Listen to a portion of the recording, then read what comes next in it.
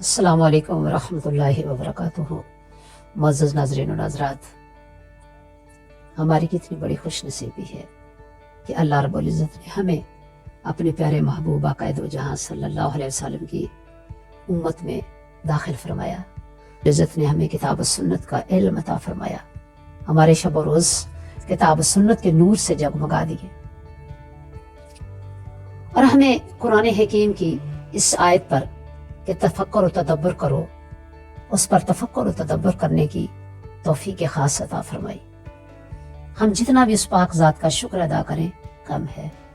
تو آئیے دعا کر لیتے ہیں کہ پروردگار عالم ہم سب کی، تمام اہل ایمان کی، ہمارے عزیز و اقارب کی، ہمارے بہن بھائیوں کی، ہمارے پیاروں کی، کل امت مصطفیٰ کے ہر مرد و زن کی نہ صرف بخشش و مغفرت فرمائیں بلکہ ہمارے آنے والی نسلوں کا مستقبل بھی اپنی رحمتوں سے مالا مال فرما دے۔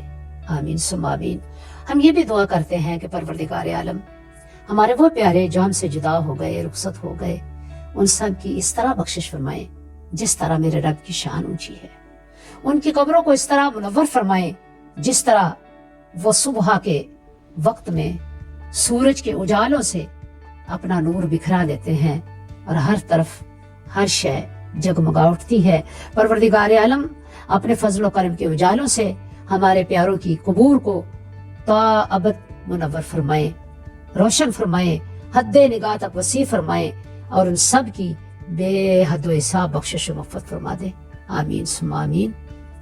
تو پیارے ناظرین و ناظرات، شب برات بہت قریب ہے اور ہم کتنے خوش نصیب ہیں، کتنے لکی ہیں ہم کہ اللہ رب العزت کی اس مبارک رات کو حاصل کرنے کے لیے کشاں کشاں آگے بڑھ رہے ہیں۔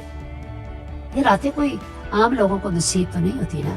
اللہ رب العزت جن کو چن لیتا ہے، جن سے محبت کرتا ہے، جن کو اپنی رحمت کے قریب کرنا چاہتا ہے اور اپنی رحمتوں کی بارش ان پہ کرنا چاہتا ہے، معزز ناظرین انہی کو توفیق عطا کرتا ہے کہ وہ راتوں کی تیاری کریں، اور پھر جب وہ راتیں آ جائیں عظمت والی، بزرگی والی، اللہ کی رحمت والی، بخشش والی، اس کے جود و کرم والی، مغفرت والی، تو پھر ان راتوں میں اللہ رب العزت خاص ہمت اور طاقت دے کر کھڑا کر دے، قیام میں کھڑا کر دے۔ سبحان اللہ، سجود کے لیے تیار کر دے، رکوع کے لیے تیار کر دے۔ اس رات میں وہ بندہ مومن، چاہے وہ مرد ہے یا عورت ہے، عبادت میں گم ہو جائے، مگن ہو جائے کہ پورے کا پورا گھر عبادت کا نظر آئے۔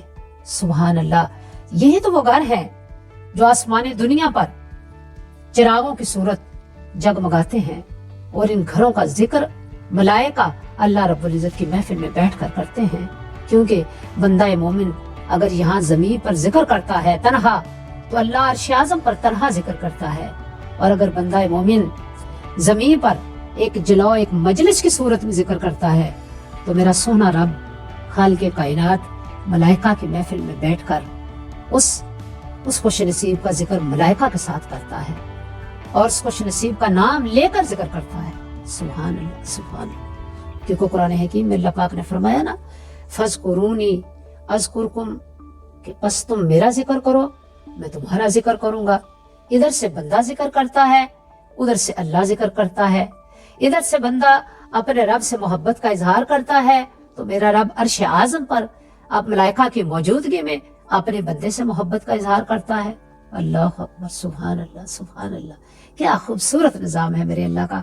تو آئیے معزز ناظرین و ناظرات، اس شب بارات میں جو انشاءاللہ ہم سب کو نصیب ہوگی، ہم نے کرنا کیا ہے؟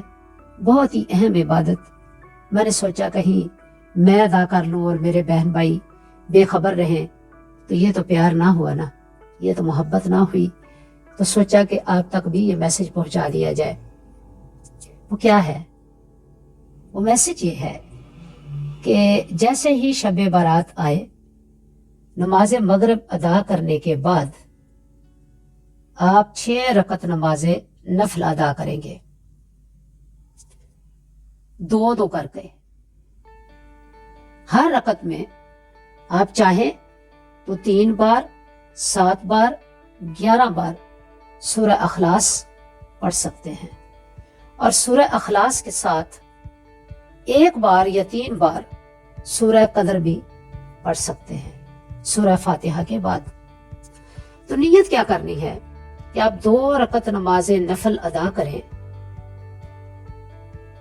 اپنی تمام حاجات کے بر لانے کی نیت سے، پھر 2 رکعت نماز نفل ادا کریں درازی عمر کی نیت سے، پھر 2 نماز نفل ادا کریں رزق میں برکت اور شفا کی نیت سے۔ انشاءاللہ اگر ہم یہ نیتیں کر کے یہ 6 رکعت نماز نفل ادا کر لیں گے تو یقیناً اللہ رب العزت کی رحمتیں ہمارے شامل حال ہوں گی، اور خاص طور پہ شب برات نماز مغرب کے بعد ان 6 نفلوں کو ادا کرنے کی توفیق عطا فرمائے۔ اپنی دعا میں مجھ گناہگار کو بھی یاد رکھیے گا۔ السلام علیکم ورحمۃ اللہ وبرکاتہ۔